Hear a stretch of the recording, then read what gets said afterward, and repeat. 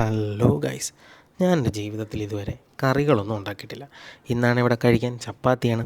നമുക്കൊരു നല്ല ഉള്ളിക്കറി ഉണ്ടാക്കാൻ പറ്റുമെന്ന് നോക്കിയാലോ. അപ്പോൾ ഗൈസ്, ഞാൻ യൂട്യൂബിലൊരു വീഡിയോ എടുത്ത് നോക്കി.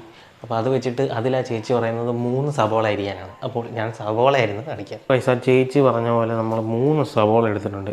ഈ ഒരു പരിപാടി കഴിയുമ്പം അടുക്കള വൃത്തികേടാക്കിയതിന് അമ്മയുടെ വക ഒരു ഡോസ് എന്തായാലും കിട്ടുന്നതാണ്.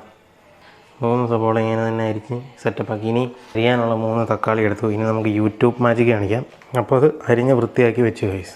പിന്നെ അവർ പറഞ്ഞത് 2 തണ്ട് കരിവേപ്പില വേണമെന്നാൽ അത് നമുക്ക് പോയി പറിച്ചുകൊണ്ട് വരാം. ഇത് 2 കരിവേപ്പില തണ്ട് എടുത്തിട്ടുണ്ട്.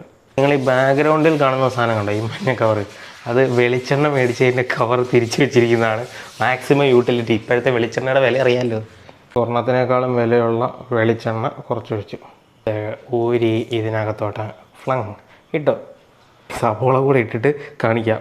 ഓക്കെ, ടേബിൾ സ്പൂൺ ഉപ്പിടാനാണ് ആ ചേച്ചി പറഞ്ഞിരുന്നത്. ഏത് ചേച്ചിയാണെന്ന് എന്നോട് ചോദിക്കരുത്, എനിക്കറിയത്തില്ല. യൂട്യൂബിലെ ഏതോ വീഡിയോ. ചേച്ചി പറഞ്ഞതൊരു ഗോൾഡൻ ബ്രൗൺ കളർ വരെ ഇളക്കാം. ഇപ്പോൾ ഗോൾഡൻ ബ്രൗൺ പോലെയൊക്കെ ആയി വന്നപ്പോൾ തന്നെ 3 സവോള എന്നുള്ളത് ഇപ്പോൾ അര സവോള പോലെ ആയി. പിന്നെ ഞാൻ അരിഞ്ഞത് ശരിയായില്ലെന്ന് തോന്നുന്നു. ഇത് വഴഞ്ഞ് വരാൻ ഭയങ്കര താമസം. 1/2 ടീസ്പൂൺ മഞ്ഞൾപ്പൊടി ഇട്ടു.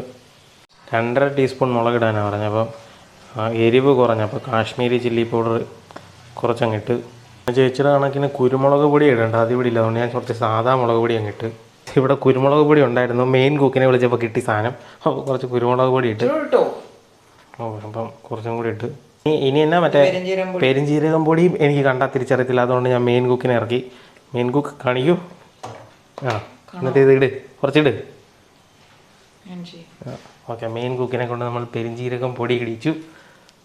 അപ്പോൾ ഇതെല്ലാം കൂടെ ചേർത്ത് നമുക്കിനി ഇളക്കിയൊരു പരുവമാക്കാം. ഇത് എന്നിട്ട് തക്കാളി ചേർക്കാം. നമ്മൾ സവോള അല്ല തക്കാളി ഇട്ട് ഇനി ഇതൊന്ന് ഇളക്കിയിട്ട് അടച്ച് വെക്കണം.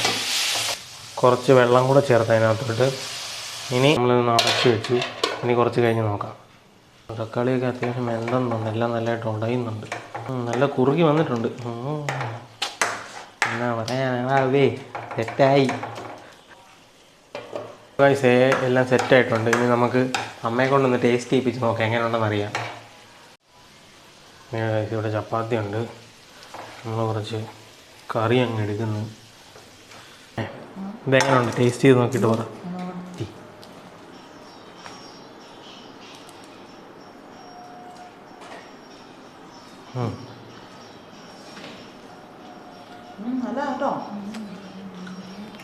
അപ്പോൾ ഗൈസ്, സക്സസ്ഫുൾ ആയിട്ടുണ്ട്. അടുത്തൊരു അടിപൊളി വീഡിയോ ആയിട്ട് നമുക്ക് കാണാം. ബൈ.